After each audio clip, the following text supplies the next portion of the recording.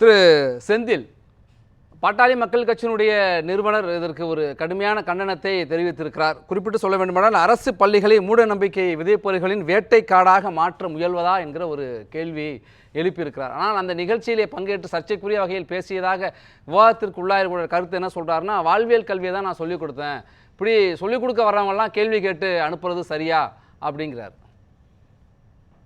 இது தொடக்கத்தில் உங்க கேள்விக்கு பதில் சொல்றதுக்கு முன்னால ஒரு ரெக்கார்டை நான் ஸ்ட்ரைட் பண்ணோம். சமச்சீர் கல்வி என்பது மருத்துவர் ஐயா முன்மொழிந்தது, மாணவர் சங்கம் மண்டை உடைந்து கொண்டு வந்ததல்ல. அதை நான் ரெக்கார்டை ஸ்ட்ரைட் பண்ணோம். வலியுறுத்தின பல்வேறு தரப்புகள் இருந்த ஒரு கோரிக்கையாக இருந்தது. பல்வேறு தரப்புகளுடைய கருத்துக்களையும் கேட்டு நடைமுறைக்கு கொண்டு வந்தாங்க. வலிமையான குரலாக பாட்டாளி மக்கள் கட்சியின் குரல் இருந்தது. 2006ஆம் ஆண்டு கலைஞர் முதலமைச்சரான போது மிக அழுத்தமாக வலியுறுத்தி ஐயாவுடைய முயற்சியால் தான் சமச்சீர் கல்வி வந்தது. அதனால அதனுடைய பெருமை எங்களுக்கு உண்டு என்பதை பதிவு செய்யணும். இந்த நிகழ்ச்சியை பொறுத்த வரைக்கும் நான் ஒரு பார்வையை பதிவு செய்ய விரும்புகிறேன். பள்ளிக்கூடங்கள் நிச்சயமாக பாட புத்தகங்களுக்கு வெளியே பல்வேறு விஷயங்களை குழந்தைகளுக்கு கொண்டு போகணும். அதுல மாற்று கருத்தே இல்லை. அந்த தலைமை ஆசிரியை தண்டிக்கப்பட்டிருக்கிறார். எதற்காக? யாரோ ஒருவரை கூட்டு வந்து ஒரு வாழ்வியல் கல்வி கொடுத்திருக்காங்க. அதுக்கு மாறுபட்ட கருத்து இருக்குது. அவங்க கொண்டு வந்த அந்த செயல் வாழ்வியல் கல்வியை கற்றுக் கொடுக்க வேண்டும், அல்லது பள்ளி கல்விக்கு அந்த பாடத்திட்டத்துக்கு வெளியேயான புதிய அறிவை புகட்ட வேண்டும் என்ற அந்த முயற்சி பாராட்டுக்குரியது. அதுல எனக்கு மாற்று கருத்தே இல்லை. ஆனால் அந்த வந்தவர் மூட நம்பிக்கை விதைத்தது, சனாதனத்தை பேசியது அல்லது வர்ணாசிரம் பேசியதெல்லாம் ஒப்புக்கொள்ள முடியாதது, கடுமையான எதிர்க்க வேண்டியது. அந்த அடிப்படையில் தான் ஐயா எதிர்த்திருக்காங்க. நிச்சயமாக அவர் செய்தது ஒப்புக்கொள்ளவே முடியாது, நடக்கவே கூடாது. ஆனால் அதே நேரம் மாணவர்களுக்கு உலகத்தை பற்றிய ஒரு அறிவை, சூழலியல் பற்றிய அறிவை கொண்டு வரணும். எங்க தர்மபுரி மாவட்டத்தில் தகடூர் புத்தக பேரவை என்ற அமைப்பு நாங்கள் வச்சிருக்கோம். எங்க அமைப்பில் இருக்கிற ஒரு ஆசிரியர் தங்கமணி என்ற ஆசிரியர் என்ன பண்றாருன்னா, எங்க புத்தக பேரவைக்கு வருகிற ஆளுமைகளை, முன்னணி எழுத்தாளர்களை, சூழலியலாளர்களை அவர் பள்ளிக்கூடத்தை அழைத்து மாணவர்களுக்கு சூழலியலை பத்தி பேச சொல்றாரு, இலக்கியம் பத்தி பேச சொல்றாரு. அது முற்போக்கான ஒரு சிந்தனை, முற்போக்கான ஒரு முயற்சி. நீங்க இன்னைக்கு திடீர்னு இது தடை செய்யப்பட வேண்டியது, இந்த மாதிரி எது நடத்தினாலும் சிஇஓ கிட்ட கையெழுத்து வாங்கணும், சிஇஓ கிட்ட சொல்லணும்னா ஏறக்குறைய இனிமேல் அப்படிப்பட்ட நிகழ்வுகளே நடக்காம போயிடும். சிஇஓ கிட்ட ஒவ்வொன்றும் கேட்டு செய்யணுங்கிறது அவர் ரெட் டேபிசம். அது மொச்சமா அந்த ஒரு தலைமை ஆசிரியருடைய ஒரு தலைமை ஆசிரியருக்கு கிரியேட்டிவிட்டி வேணுங்க.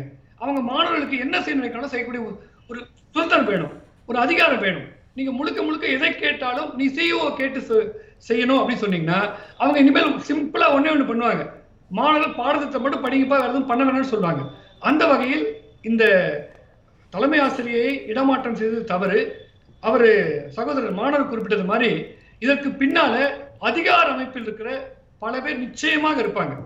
அவர்களை கண்டறிந்து தண்டிக்க வேண்டும். இரண்டாவது விஷயம், இன்றைக்கு மூட நம்பிக்கை பற்றி அரசு பள்ளியில் பேசியது மிகப்பெரிய ஒரு விவாத பொருளா இருக்குது. தனியார் பள்ளிகளில் பல இடங்களில் தினமும் நடக்கிற செயலா இருக்குது.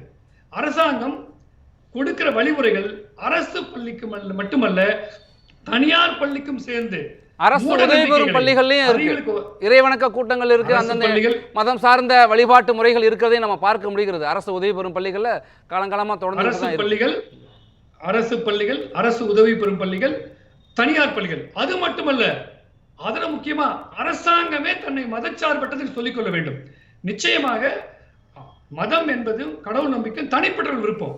தனியா கோயில் போடு கும்பிட தனிப்பட்ட விருப்பம். நாங்க வந்து விடுதலை இவங்க இல்லை, அவங்கள மாதிரி நாங்க ஒன்றும் சாமியை கும்பிட வேணாம்னு சொல்ல போறது இல்லை.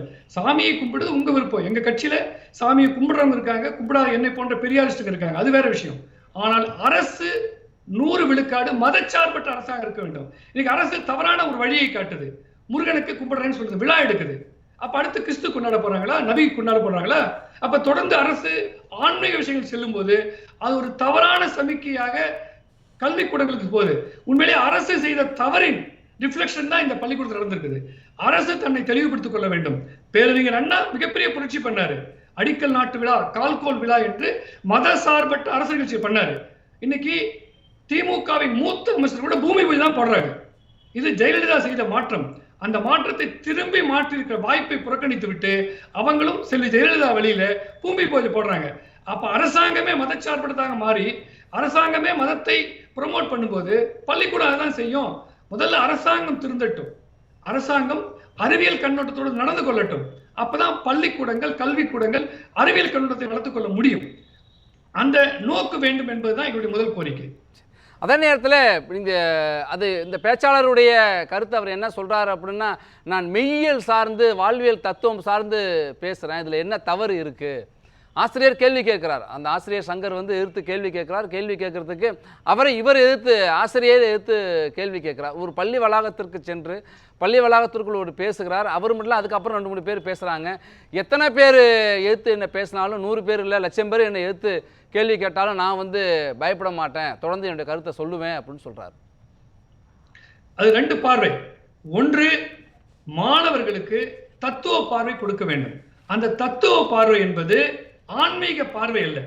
ஆன்மீகத்தையும் தத்துவத்தையும் போட்டு குழப்பிக்கூடாது. மூட நம்பிக்கை என்பது எந்த காரணத்திலும் பள்ளிக்கு போகக்கூடாது. அரசியல் சாசனத்தில் ஒரு அரசாங்கத்தின் கடமையாக அறிவியல் பார்வையை வழங்க வேண்டும் என்று எழுதப்பட்டிருக்கிறது. Scientific temper should be cultivated அரசியல் சாசனத்தில் இருக்குது. அறிவியல் நோக்க வரணும், மூட நம்பிக்கை பறக்கக்கூடாது. ஆனா அதே சமயம் அந்த நபர் அதிகாரமாக அரசு ஊழியர்களை பார்த்து, ஆசிரியர்களை பார்த்து பேசுறதுக்கு பின்னால அவருக்கு ஒரு உந்துதல் இருக்கும், அவருக்கு பின்னால ஒரு சக்தி இருக்கும் தான் என்ன தோன்றுது. அவருக்கு அந்த அதிகாரத்தை கொடுத்தது யார் என்பதுதான் கேள்வி. தலைமை பெரிய அதிகாரிகளா அல்லது அரசியல் பின்புலமா? அதை வெளிப்படையா சொல்லுங்க. நிச்சயமாக அவர் தனியா சொல்லலாம், அவர் தைரியம் வராது. அவருடைய அந்த வீடியோல நானும் அந்த காணொலியை பார்த்தேன். ரொம்ப கடுமையா நடந்துக்கிறாரு, மரியாதையாக நடந்துக்கிறாரு. யாரையும் மதிக்கல, அவர் தலைமையையும் மதிக்கல. திரு செந்தில் சார், நிறைய பள்ளிக்கல்வி சார்ந்து சர்ச்சைகள் வருது. நிதி கொடுக்க மாட்டேங்கிறாங்க. நீங்க சொல்ற சமச்சீர் கல்வி உள்ளடக்கிய தமிழ்நாடு பாடத்திட்டத்தை சரியில்லைன்னு சொல்றாங்க. அதுக்கெல்லாம் நீங்க கருத்து சொல்ல மாட்டேங்கிறீங்க. முதலமைச்சரே அமெரிக்காவிலிருந்து அதுக்கு கவனம் கொடுத்து நடவடிக்கை எடுத்துட்டார். பள்ளிக்கல்வித்துறை அமைச்சர் நேரில் போயிட்டாரு, அதை விமர்சிக்கிறீங்களே அப்படின்னு ஒரு கேள்வியை முன்வைக்கிறார் ஹபீஸ். ஐயாவுடைய விமர்சனம் என்பது நடந்த செயலுக்கானது. மறுபடியும் விமர்சிக்கிறேன். மிக மிக மோசமான ஒரு செயல். மறுபடியும் தமிழகத்தில் எந்த பள்ளிக்கூடத்திலும் மூட நம்பிக்கையை பரப்புகிற இது போன்ற செயல் நடக்கக்கூடாது. மாற்று கருத்தே இல்லை. அதுல ஒன்றும் ஐயா கண்டிஷன் 100 விழுக்காடு சரி. அதே போல அவர் சமச்சீர் கல்வி சரியில்லைங்கிறாங்க. நான் வெளிப்படையாக சொல்கிறேன், உங்க கல்வி திட்டம் என்பது, அது தமிழ்நாட்டின் கல்வி என்பது உண்மையிலேயே வருத்தப்பட வேண்டிய நிலையில் இருக்குது. சோகமான நிலை இருக்குது. ஐயா அவர்கள் பல அறிக்கை விட்டிருக்காரு. ஆசிரியர் பணியிடங்களை நிரப்புவது மிக மோசமா இருக்குது. ஆசிரியர் மாணவர்கள் அந்த விகிதாச்சாரம் மோசமா இருக்குது. கல்லூரிகள் ஆசிரியர் பேராசிரியர்கள் ஆயிரக்கணக்கான காலிடங்கள் இருக்கின்றன. அண்ணா தொழில்நுட்ப கல்லூரியில அந்த பல்கலைக்கழகத்துக்குள்ள ஒரே ஆசிரியர் பல கல்லூரியில் வேலை செய்வதையும் கோஸ்ட் டீச்சரும்பாங்க, அந்த மாதிரி இருக்கிறதும் வெளியே வந்தது. கல்வி மோசமா இருக்குது. தமிழ்நாட்டு நிலைமை வருத்தப்பட வேண்டியது இருக்குது. நீங்க சொல்ற மாதிரி செல்வம் சார் நான் வர்றேன். செல்வம் சார் நான் வர்றேன், முடிச்சிரட்டும் வர்றேன். டாக்டர் நீங்க ஐஐடி தான் இந்தியாவில் ஐஐடி தான் பிரீமியம் இன்ஸ்டிடியூட். அந்த ஐஐடியில ராஜஸ்தான், உத்தரப்பிரதேசம், ஆந்திர பிரதேசம், மகாராஷ்டிரம் இதுக்கெல்லாம் பக்கத்துல அந்த பட்டியல் 10 பட்டியல தமிழகமே இல்ல. தமிழ்நாட்டுல பெருமைக்குரிய ஐஐடி இருக்குது. நம்ம ஐஐடி இப்ப கூட பார்த்தேன். கடந்த சில நாட்களுக்கு முன்பு தேசிய அளவிலான உயர்கல்வி நிறுவனங்களுடைய தரப்பட்டியல் வெளியிடப்பட்டது. அதுல கிட்டத்தட்ட நிறைய கிட்டத்தட்ட ஒரு 300ல 60க்கு மேல தமிழ்நாட்டில் இருந்துச்சு. ஐஐடி இருந்துச்சு, சென்னை பல்கலைக்கழகம் பொறியியல் பல்கலைக்கழகம் முன்னாடி இருந்துச்சு, லயோலா காலேஜ் இருந்துச்சு, நிறைய இருந்துச்சு. நீங்க திருச்சியில் இருக்கிற கல்லூரிகள்லாம் நிறைய இருந்துச்சு. கலை அறிவியல் கல்லூரி, கோவை பாரதியார் பல்கலைக்கழகம் இருந்துச்சு, முன்னணியில் இருக்கு. 10வது இடத்துக்குள்ள பாரதியாசன் பல்கலைக்கழகம் இருக்கு, இதெல்லாம் இருந்துச்சு. அப்படி முன்னிலை இருக்கிற பல்கலைக்கழகத்தில் கூட துணைவேந்தர் நியமிக்க முடியாத நிலைமை இருக்கு. 5 பல்கலைக்கழகங்கள் இங்கே துணைவேந்தர் இல்லை. அதற்கு ஆளுநருடைய முட்டுக்கட்டை ஒரு காரணம் சொல்றாங்க. உச்சநீதிமன்றத்தில் வழக்கு இருக்கு. சென்னை ஐஐடியில பெருமைக்குரிய நிறுவனம் 6% தான் தமிழ்நாட்டு மாணவர்கள். விஐடி ஒரு பிரீமியம் இன்ஸ்டிடியூட், தமிழ்நாட்டு மாணவர்களே இல்லை. தமிழ்நாட்டில் சில எலைட் இன்ஸ்டிடியூட்டை வச்சு மொத்த கல்வி தரத்தை பேச முடியாது. தமிழ்நாட்டு அரசு பள்ளிகள் மிக மோசமா இருக்குது. ஐஐடியில அட்மிஷன் நம்ம பசங்க போறதில்லை. ஐஐஎம்ல தமிழ்நாட்டு மாணவர்கள் இல்லை. அகில இந்திய அளவில் போட்டித் தேர்வுகள் அவ்வளவு வெற்றி பெற முடியல. அதற்கு பாடத்திட்டத்தை விட தரமான வேண்டிய அளவுக்கு ஆசிரியர்கள், பயிற்சி மையங்கள் இதெல்லாம் அரசாங்கம் ஏற்படுத்தணும். எதுவாக இருந்தாலும் நீங்க உயர்கல்விக்கான நுழைவுத் தேர்வை நீங்க ஏற்றுக்கொள்ளுகிறீங்களா? நுழைவுத் தேர்வு வேணும். இல்ல அதான் சொல்ல வரேன். இருங்க. எதுவாக இருந்தாலும் நுழைவுத் தேர்வு நம்ம ஏத்துக்க முடியாது. அப்ப நுழைவுத் தேர்வுனால போக முடியலங்கறாங்க. ஐஐடிலயோ சார் ரெண்டு விஷயம் சொல்ற ஐஐஎம்லயோ நுழைவுத் தேர்வு வைக்கிறாங்கல்ல அகில இந்திய அளவுல, அந்த நுழைவுத் தேர்வு இவர்களை உள்ள வரவிடாம தடுக்குது அப்படிங்கிறாங்க. நீட்டுக்கு எப்படி எதிர்ப்பு இருக்கோ இந்த பார்வையை தெளிவுபடுத்துங்க. அதுங்க நுழைவுத் தேர்வு தவறு, நுழைவுத் இருக்கவே கூடாது.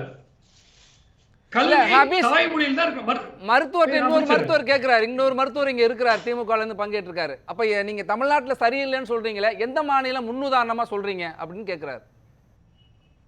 ஆந்திரா எங்கேயோ இருக்குதுங்க, ஆந்திரா நல்லா இருக்குது, பல மகாராஷ்டிரா நல்லா இருக்கு, மாற்று கருத்தே வேண்டாம். தமிழகத்தை பொறுத்தவரை இல்ல நான் ஒரு ஆர்குமெண்ட் சொல்றேன். தாய்மொழியில் தான் மருத்துவம் வேணும், அதுதான் சிறப்பு. ஆங்கிலத்தில் இருக்குது, படிக்காம இல்ல, படிச்சுக்கிட்டே தமிழுக்கு போராடுறோம். நுழைவுத் தேர்வு கண்டிப்பா இருக்கக்கூடாது. அது ஏழை மாணவர்களை நுழைய விடாத தேர்வு. அவர்கள் பெருமைப்பட்டார். திரு கலைஞர் தான் வந்து நுழைவுத் தேர்வு ரத்து பண்ணாரு. பண்ண வைத்தவர் மீண்டும் மருத்துவர் ஐயா. எந்த சூழ்நிலையில அவர்கள் மைனாரிட்டி அரசாங்கம் என்று ஜெயலலிதா பழி போட்டுக் கொண்டிருக்க வெறும் 90 இடங்களை வைத்து ஆட்சி செய்து கொண்டிருப்பது, 18 இடங்களை வைத்துக் கொண்டிருந்தோம். எங்களுக்கு ஆட்சி கட்டில் இடம் வேண்டாம், அமைச்சர் வேண்டாம், நாங்கள் சொல்கிற கோரிக்கைகளை ஏற்றுக்கொள்ளுங்கள், நிர்பந்தத்தின் அடிப்படையில் பண்ணதெல்லாம். அதான் சார் நீங்க முன்னாடியே குறிப்பிட்டீங்க செந்தில், சமச்சீர் கல்வியை நாங்கள் முக்கிய பங்கு ஆற்றினதை கொண்டு வரதுக்கு அப்படின்னு சொன்னீங்க. அந்த சமச்சீர் கல்வியை உள்ளடக்கிய இந்த பாடத்திட்டம் சரியில்லைன்னு ஆளுநர் சொல்றாரு. அது நீங்க ஆளுநர் சொல்றதை ஏத்துக்கிறீங்களா? இல்ல நேரடியா சொல்றேன். பாடத்திட்டம் சரியாக இருக்கிறது, ஆனால் பாடத்திட்டத்தை போதிக்கிற அளவுக்கு ஆசிரியர்கள் இல்லை, ஆசிரியர் பற்றாக்குறை இருக்கிறது, அரசு நிர்வாகத்தில் பல கோளாறு இருக்கு. அதுல ஒரு சிறிய கோளாறை இந்த தரத்தை சுட்டி காட்டும். ஒரு வேகமா சொல்லிடுறேன். என்னன்னா, இந்த நீங்க வந்து தலைமை ஆசிரியர் தண்டிச்சு பள்ளிக்கூடத்துடைய அந்த அட்டானமியை, ஒரு பள்ளிக்கூடங்க ஒரு ஆசிரியர் நிம்மதியா போய் வேலை செய்யணும். இன்னைக்கு இருக்க ஆசிரியர்களுக்கு பாடம் கற்பிப்பதை விட அரசு சொல்கிற அந்த அறிக்கைகளை தயாரிப்பதுதான் பெரிய வேலையா இருக்கு. பல பேர் அவங்க வேலை சூழல்ல பெரிய சிக்கல்ங்கிறாங்க. இன்னைக்கு ஏற்பட்ட சிக்கல் கூட, இந்த சிக்கலை தீர்ப்பதற்கான முடிவை நீங்க தலைமை செயலர் எடுக்காதீங்க, ஆசிரியரிடம் கேளுங்க.